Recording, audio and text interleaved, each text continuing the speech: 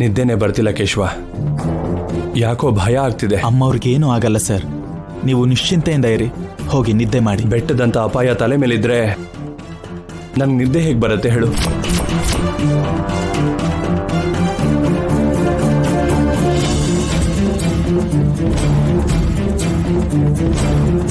ಈ ದಿನ ಕಳಿಬೇಕು ಅಂತ ಶಾಸ್ತ್ರಿಗಳು ಹೇಳಿದ್ದಾರೆ. ಅಪಾಯ ಯಾವ ಕಡೆಯಿಂದ ಬರುತ್ತೋ ಗೊತ್ತಾಗ್ತಿಲ್ಲ. ಏನ್ ಮಾಡಬೇಕು ಅರ್ಥ ಆಗ್ತಾ ಇಲ್ಲ. ಭಯ ಪಡಬೇಡಿ ಸರ್. ಹುಳ ಉಪ್ಟಿ ಯಾವುದು ಮನೆ ಒಳಗಡೆ ಬರ್ದೇ ಇರೋ ಹಾಗೆ ಎಲ್ಲ ಕಡೆನೂ ಬಾಗ್ಲು ಕಿಟಕಿ ಲಾಕ್ ಮಾಡಿದ್ದೀನಿ ನಾನು. CCTV ಕ್ಯಾಮ್ರಾಸ್ ಎಲ್ಲ ವರ್ಕ್ ಮಾಡ್ತಾ ಇದೆ. ಸೆಕ್ಯೂರಿಟಿಗಳು ಎಚ್ಚರವಾಗಿದ್ದಾರೆ. ಹೊರಗಡೆಯಿಂದ ಯಾವ ಅಪಾಯನೂ ಬರಲ್ಲ. ಅಪಾಯ ಹೊರಗಿಂದ ಬರುತ್ತೋ ಅಥವಾ ಮನೇಲೇ ಇದೆಯೋ ಯಾರು ಗೊತ್ತು.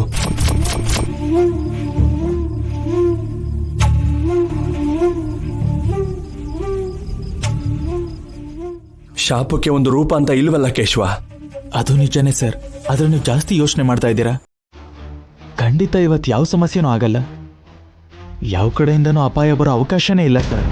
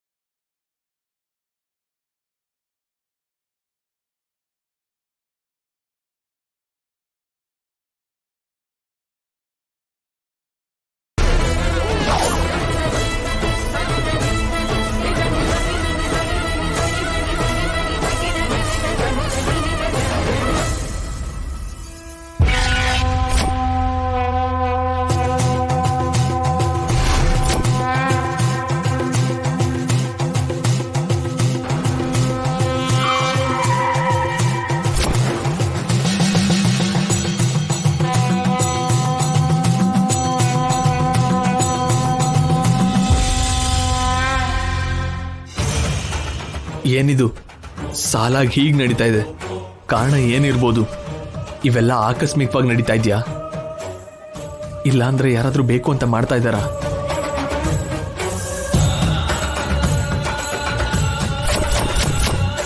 ಇದೆಲ್ಲ ನಿತ್ಯ ಶ್ರೀನಿವಾಸ್ ಕೆಲಸ ಅಲ್ಲ ಅಲ್ವಾ? ಆಗಿದ್ರೂ ಆಗಿರ್ಬೋದು, ಅಥವಾ ಗೊತ್ತಿಲ್ಲದೆ ಆಗ್ತಾ ಇದೆಯಾ? ಜಾಸ್ತಿ ಯೋಚನೆ ಮಾಡ್ತಾ ಇದ್ದೀನಿ.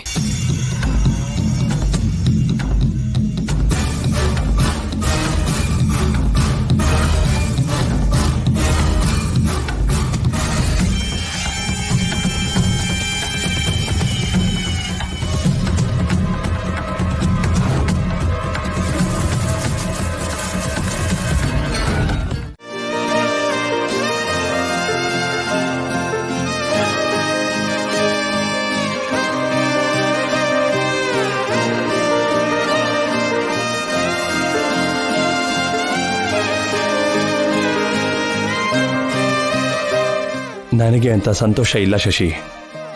ಏನಾದರೂ ಉಳಿದಿದೆ ಅಂದರೆ ಅದು ನೀನೇ. ದಿವ್ಯಾ ಬದುಕ್ತಾಳೆ ಅನ್ನೋ ಚಿಕ್ಕ ಆಸೆ ಸಿಕ್ಕರೂ ಸಾಕು. ನಾನು ಜೀವನ ಪೂರ್ತಿ ನಿನಗೋಸ್ಕರ ಬದುಕ್ತೀನಿ. ನನ್ನ ಜೀವನನ ನಿನ್ನ ಕೈಯಲ್ಲಿಟ್ಟಿದ್ದೀನಿ.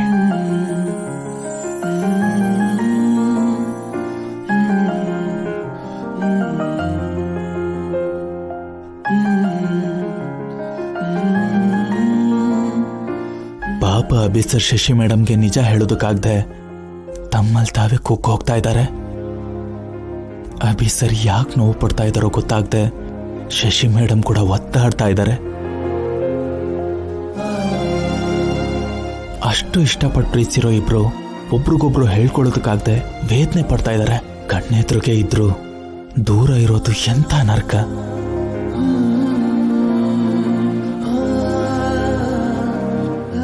ಇವ್ರ ಪ್ರೀತಿ ಬಗ್ಗೆ ಅಮ್ಮವ್ರು ಏನಾದರೂ ಯೋಚನೆ ಮಾಡಿದ್ರೆ ಒಳ್ಳೆಯದು.